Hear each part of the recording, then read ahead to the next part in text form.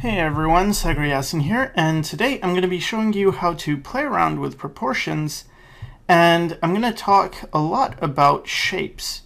So, first thing I'm going to do is just, the basic stick figure that I always do. And again, I've done a few videos using these proportions before, so I'm not going to go into them. I just want to have something to compare to. So, this is usually how I would start a somewhat proportional figure. And now I'm going to do the same thing, the same kind of proportional figure, except instead of using all those lines, I'm just going to use some shapes. So I created a shape for the rib cage, the head, the pelvis, and then I attached some sticks for the arms, but you'll notice that I use a very flowing line and everything's very free. Now what I'm going to do though is I'm going to do the same thing as the second one where I use a shape for the rib cage instead of lines of measurement. But I'm just going to play around with proportions, and what I did is I marked out where the eyes usually go, which is halfway down the face, and in this one I pushed it so they're no longer halfway down the face, they're much higher to the top. And I've squished the torso, so that's really small, but I gave him really long legs and a very thin face. So I wanted to go for this tall, kind of a little bit, I don't know, scary almost? Not quite, I don't know. Serious, I would say serious guy with a somber expression. And yeah, so this is how I kind of prefer to draw and experiment, if I'm doing a more cartoony style. Or when I'm doing caricatures, it affords me the freedom to play around with the proportions. So a lot of this is just going to be me going through different variations, different shapes, to give you a sense of perhaps the possibilities. And maybe if you're not exploiting them, you might want to. I always find it's a lot more interesting to see people, push shapes around a little bit.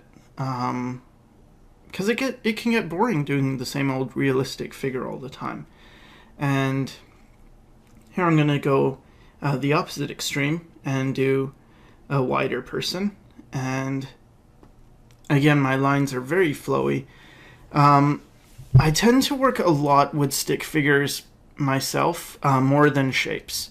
But I've learned that there are a lot of people who prefer actually working with shapes and who never really get into that whole stick figure type deal.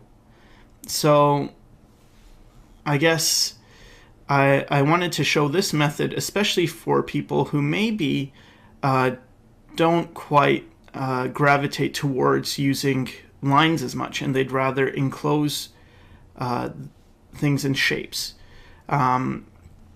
So what I'm doing now is I'm explaining, or I'm trying to explain the basic shapes. So you have a circle, and you have a rectangular, a square, and a triangle. And there's a few ways to vary it. So here's one way, is that you could add a small circle on top of a large circle, or a small square on top of a larger square, a small triangle on top of a small triangle, and that's a way of, building figures as well. But a much more interesting and appealing way is to use the following shapes, and they're all beanie shapes. They're like jelly beans or a beanbag.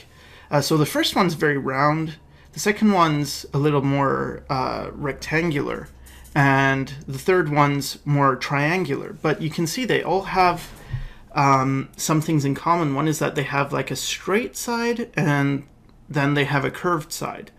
The rounder one has less of a curve on one side, and it's also got a crunch. But these shapes I find are really effective when you're drawing to get appealing things. So here I'm going to do a figure with a bean-like body and also a bean-like head, and then just stick legs. So the legs are thin, and then you have this beanie shape. And to me, because of the posture, this guy looks old. So I'm thinking, okay, this is an old fellow, and he's yep, he's not got much hair on his head. Now I'm going to try a character using the more rectangular shape.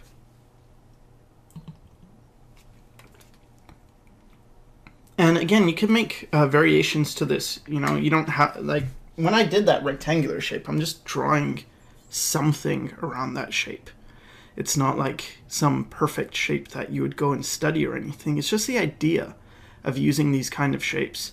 And so here I'm doing a woman, and I'm not sure about the legs, so, you know, I'm changing the position. I figure, okay, she's holding wait, what are they?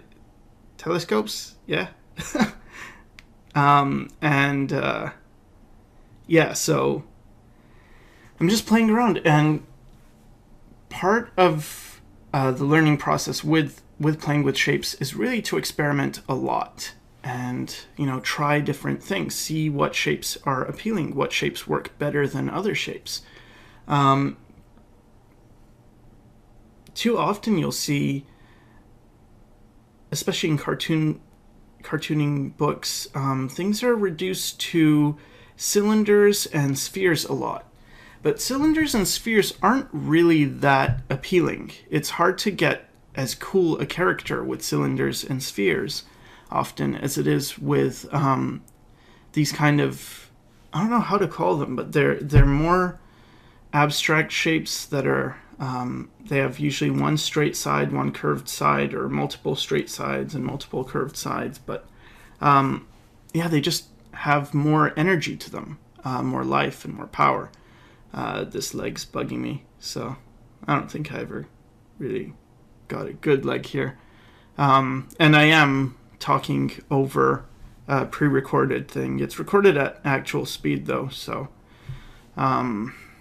there's no, you know, time lapse or whatever. But it's yeah, I just thought it might be easier to record after the fact so I can concentrate more on what I'm saying, and it gives me less pauses. Although I still, you know, say I'm a lot in pause. Anyway, so just getting in some hair. And again, everything's really loose and flowy.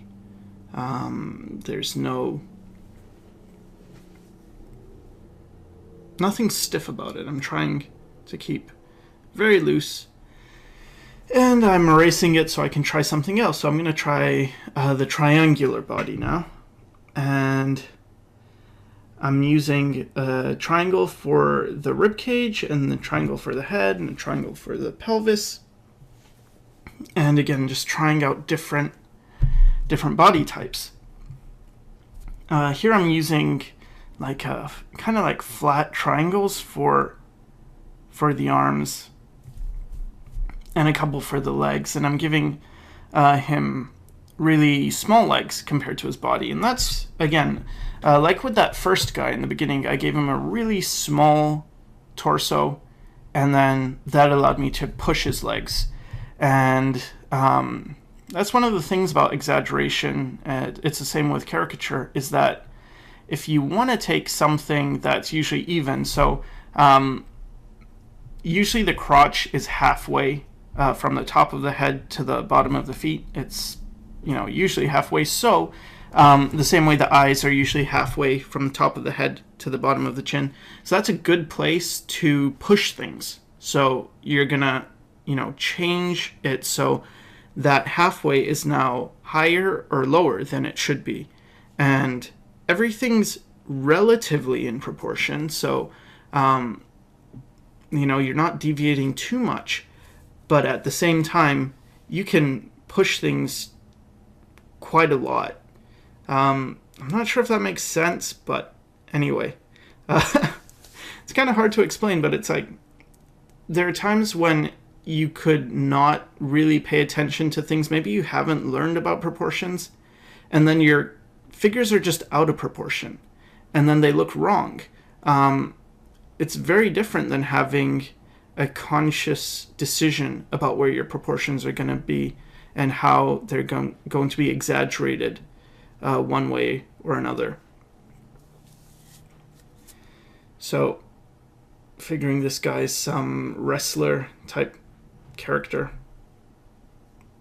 And I'm using, I explained with the tool presets video that you can get different tool presets, and this eraser is one of those. I don't remember exactly where I got it. I think it's called a Duso or a Dusso eraser.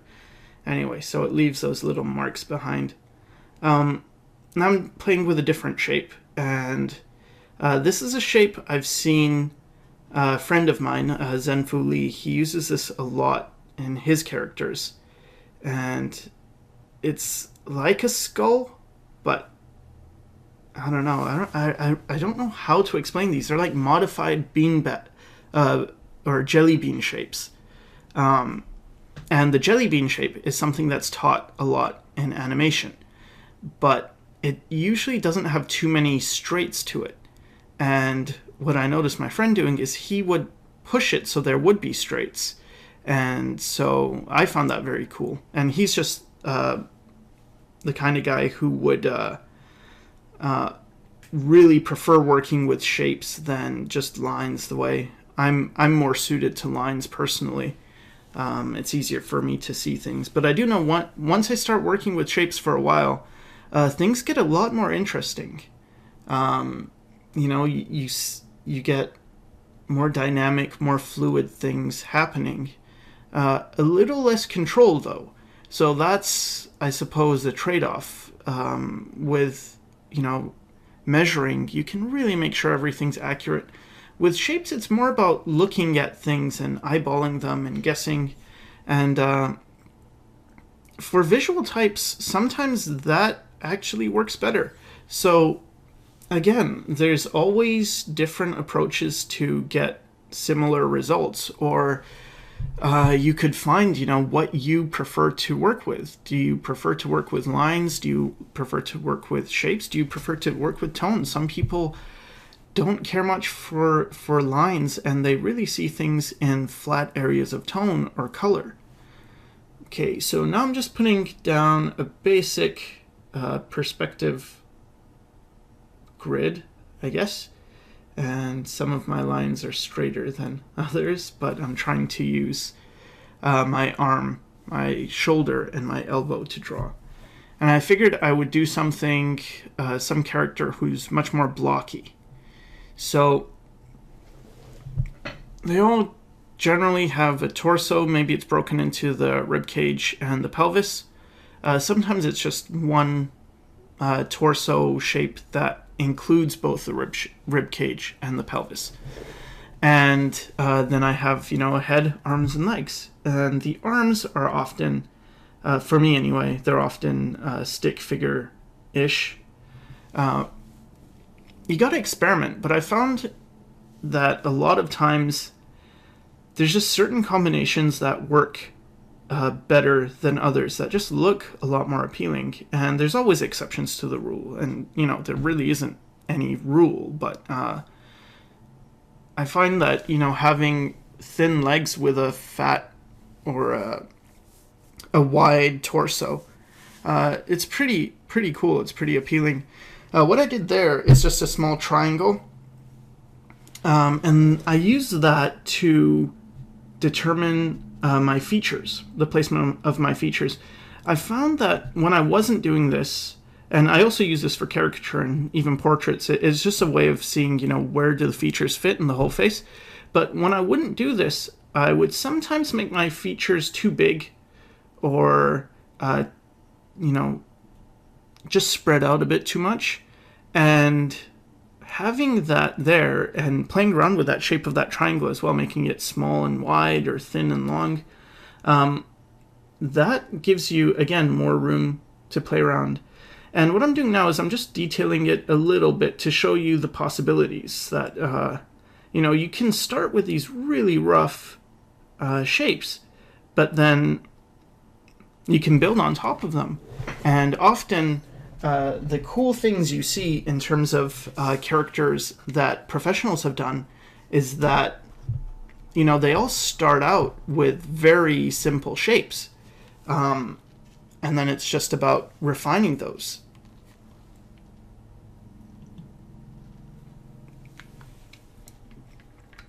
So you can find in a lot of different characters, sometimes they're based off, you know, blocky shapes, squares, or triangles. Often villains have a lot of triangular shapes to them because triangles are sharp and they can hurt you. You know, think of thorns or teeth.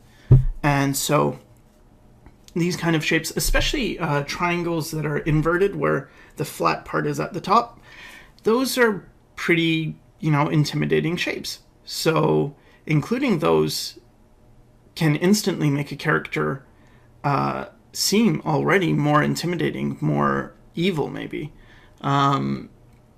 Blocky shapes, on the other hand, seem more stable.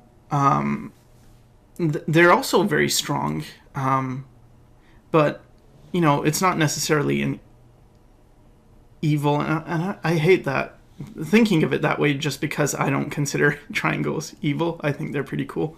Triangles are my favorite shapes, and I see them all the time.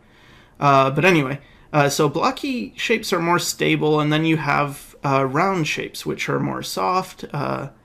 Sometimes they're associated with being more feminine, whereas blocky shapes are more masculine. And they're definitely the least intimidating out of the three, if you think of triangles and squares and circles. Circles are the friendliest shapes, and a lot of cartoons for that reason are also built around circles. Things just look cute. But again, I prefer these kind of weird shapes they have some properties of both triangles and squares and circles, and they're the bean-like shapes.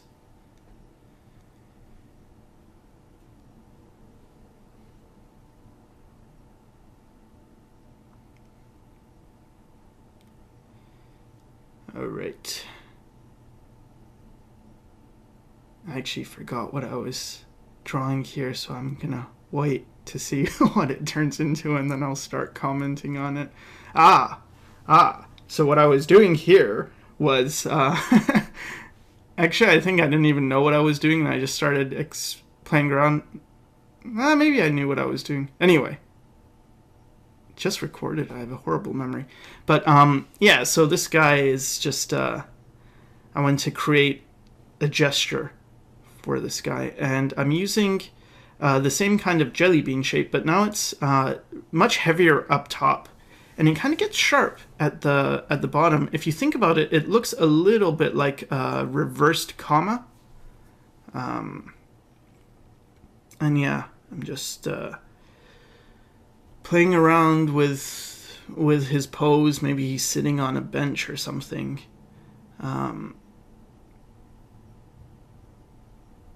And you'll notice how the features are all kind of pushed to the lower area, and it gets kind of crowded there. But then there's an empty space that balances it up top. It's a lot more room up top, and usually, you know, when you have that, it's a lot more appealing.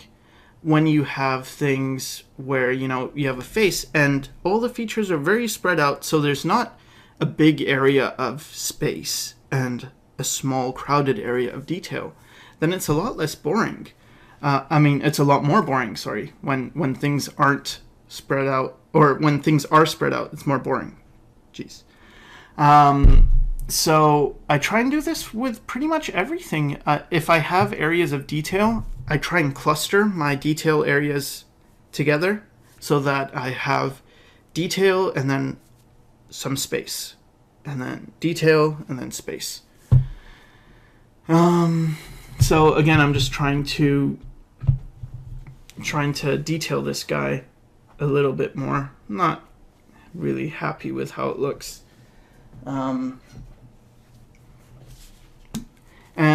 the thing with this style, though, is it can kind of become anything, depending on how you detail it. You could get pretty realistic if you wanted, if you just make sure your values are correct and you detail it, more realistically, getting all the muscles in there and the bones and everything. Or it could be cartoony, or you could even take it to like an anime style. And I've seen a lot of this type of style done by French artists. And the French style to me is so interesting because it's a pretty happy medium in between a more Japanese anime type style and a more American style. So, yeah, I really like the French styles. And of course, there's many other styles, and there's people who use all sorts of different styles in different combinations. But I really like that. I like the idea of experimenting, of having that freedom that you could go to a more Japanese, a more French, a more American style. And again, there's not just one Japanese style, one French style, or one American style. But, just having that freedom, if they're on a spectrum, to go across the spectrum.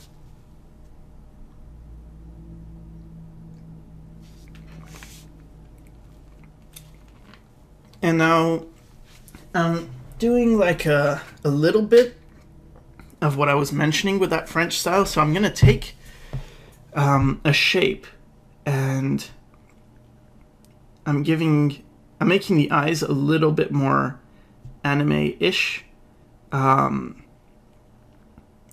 but other parts are a little more detailed than anime. It's not quite so flat, because anime often does look pretty flat. And I mean, often it's done on purpose, right? It's part of the style. But I like having a combination, again, of more rounded shapes, more formy shapes, and three-dimensional shapes, and then maybe the eyes or the nose are more stylized. Here I'm doing the nose again, using my little method that I use. I talk about it in my how to draw. I don't know if it's how to draw noses or how to draw female noses, but it's something about how to draw noses. Anyway, putting in some hair, and I'm gonna erase it because I want to do something else.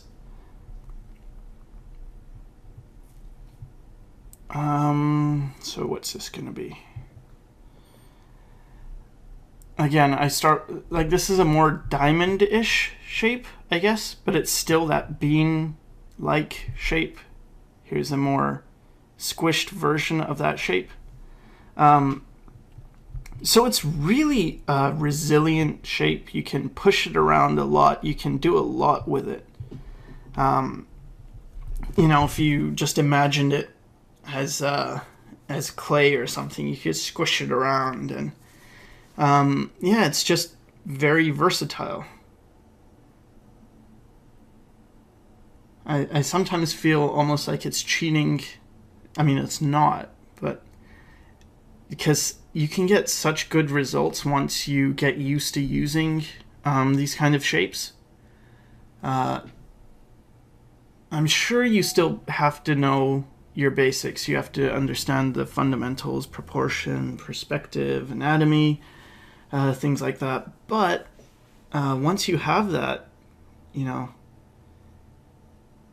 can create a lot of cool things with using different kinds of shapes. So now I figure it's some guy, and he's pretty buff. I'm not exactly happy with this one. The face looks too childish because of the big eyes, and then the neck seems too big, so it looks somewhat wrong, but whatever. The name of the game is experimenting, and really that's so important. It's like just trial and error, So much isn't about even like watching videos and copying it step by step. Like, what did this person do? It's more about no, just go off on your own and play around. See what happens if you do this thing or that thing, and you'll see how fast I like to sketch. And it's just because it's more exciting that way. It's messy, yeah, but I can always clean it up, and that's something to keep in mind. Especially even if you're doing traditional. Something I like to do now. I haven't used it too much just because I haven't had time, but I have a light pad thing. It's called a light pad, and it's I forget what brand makes it, but anyway, it's good. It's pretty useful for you can draw as sketchy as you want, and then lay over a piece of paper and then clean it all up. And it's the same as working digitally with layers.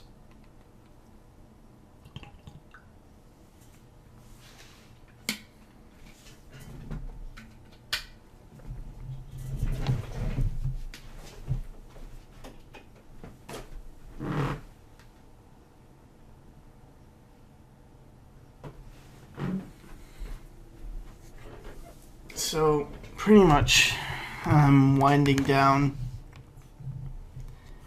and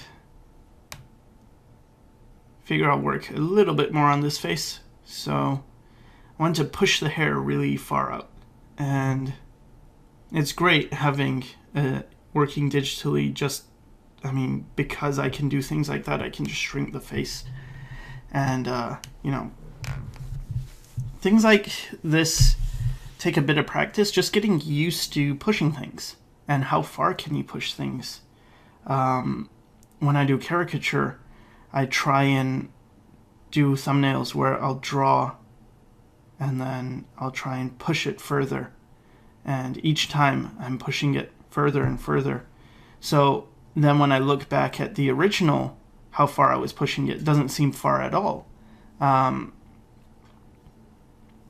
And probably, if I was starting out, or when I was, had a little bit less experience, I wouldn't push the hair quite as much as I did. But,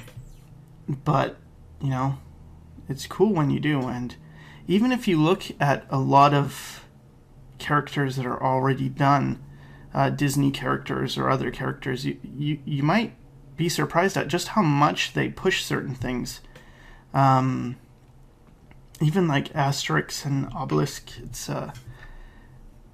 they're really pushed far. So let's see, just gonna give her, like a wine glass that she's holding. Again, I'm just being really sketchy and changing the position of things and not getting caught up in anything, because it's rough, it's loose, it can all be fixed. And pretty much I think that's it. So I hope it helped you. Try experimenting with these kind of shapes, and thanks for watching.